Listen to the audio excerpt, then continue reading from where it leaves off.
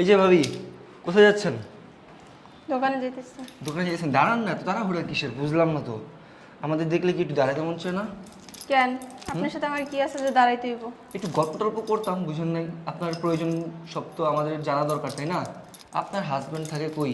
বিদেশে। আপনি থাকেন এই জায়গায় আপনার একা একা। আপনার কি মন টিকে বলেন? কেন মন টিকবে না? আজ তো মন না টিকলে কি আমি আসি নাকি? ফালতোলা পারার মতো সময় নেই, আমি গেলাম। দাঁড়ান না, তাড়াহুড়া কিসের বুঝলাম না তো।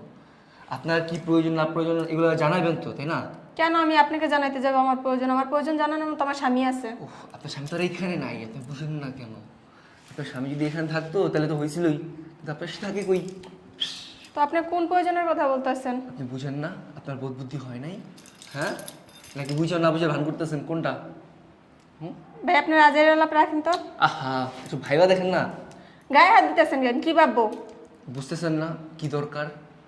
আপনার হাজবেন্ড প্রবাসী গেছে কয় বছর? আজকে 3 বছর হয়ে গেছে। 3 বছর কি কিছু ইচ্ছা হয় নাই? বুঝলাম না নাকি? না, ইচ্ছা হয় নাই। কেন ইচ্ছা হবে? আমার হাজবেন্ড তো আছে। আহ, সময় হলে আসবে বাসায়। 3 বছরও আসেনি, আগামী 3 বছর তো খবর নাই। এই 3 বছর কি আপনি একলা একলা থাকবেন?